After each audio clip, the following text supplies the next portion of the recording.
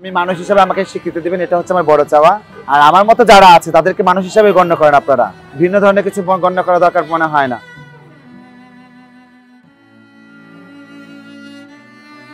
হিজড়া কথাটি কানে বাজলে হাত পেতে টাকা নেওয়া, সমাজের বঞ্চনা ও অবহেলিত এক সম্প্রদায়ের কথা মাথায় আসলেও এসবকে পাশ কাটিয়ে নিজেকে উদ্যোক্তা গড়ার যুদ্ধে নেমেছেন প্রিয়া খান।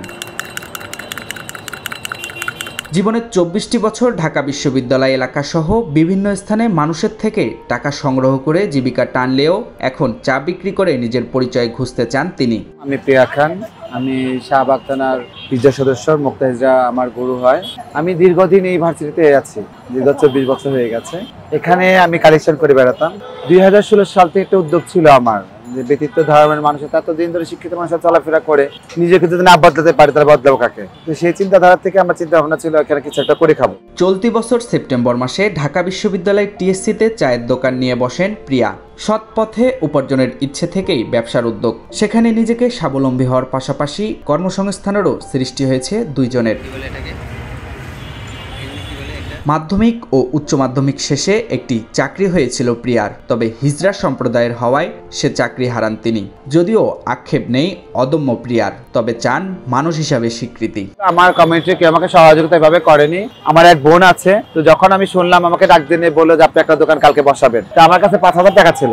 আপনারা ঘৃণা চোখে দেখেন, তাদেরকে আমি বলবো আসলে আপনারা নগণ্য, আপনারা তাদেরকে ভাই মনে করছেন না, বোন মনে করছেন না, কাছে টেনে নিচ্ছেন না। তাদের ভালোবাসা দেওয়ার মতো সামর্থ্য আছে, বাচ্চা দেওয়ার মতো সামর্থ্য না থাকলে ভালোবাসা দেওয়ার মতো সামর্থ্য অবশ্যই আছে। মাত্র 5,000 টাকা দিয়ে শুরু করা এই চায়ের দোকান দিয়ে প্রতিদিন সব খরচ বাদ দিয়ে প্রায় 2,000 টাকা আয় হয় তার। মাল্টা, লেবু, তেঁতুল, দুধ চা ও কফি সহ 10 ধরনের চা পাওয়া যায় প্রিয়ার টি স্টলে। কোনো দ্বিধা ছাড়াই সেখানে চা খান শিক্ষার্থীরা। আমি ওনার এখানে চা খাই, ভালো, অনেক ভালো বিহেভ।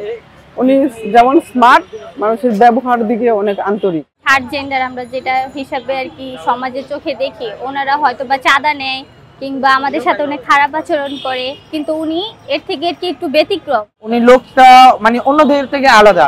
যেমন ওনাদের কিছু আছে বিভিন্ন রকমের টাকা নেয়, বিভিন্ন রকমের অ্যারেঞ্জমেন্ট করে, কিন্তু উনি অনেক ভিন্ন। উনি যেভাবে আজকে নিজে আত্মকর্মসংস্থান যেটাকে বলে সেটা উনি করার চেষ্টা করছেন, এটা অনেক অনুপ্রেরণীয়। ওনাকে দেখে অনেকজন মানুষ আরো অনুপ্রেরণা পাবে। সাভারের আশুলিয়া ইসলামনগরের বাসিন্দা প্রিয়া। আদরের সন্তান হওয়ায় এখনও পরিবারের সাথে সুসম্পর্ক রয়েছে প্রিয়ার। বৈষম্যবিরোধী ছাত্র আন্দোলনে বিশেষ ভূমিকা রেখেছিলেন তিনি, যদিও সেটি নজরে আসেনি কারোর। প্রিয়ার নেতৃত্বে আহতদের রক্ত সংকটে 730 ব্যাগ রক্ত জোগাড় করেছিলেন হিজড়া সম্প্রদায়ের সদস্যরা। যখন ছাত্র আন্দোলন শুরু হলো তখন একবার প্রথম থেকে বলা চলে জুলাইয়ের 17-16 তারিখ থেকে আমি ঢাকা মেডিকেলে ছিলাম। শুধু আমি না, আমি ছিলাম, আমার গুরুমা ছিল মুক্তা হিজড়া, আরো 5টা মেয়ে ছিল। এই যে আমাদের থাকাটা, এটা আমাদের নিজ উদ্যোগে, কেউ আমাদের বলে পাঠায় নাই।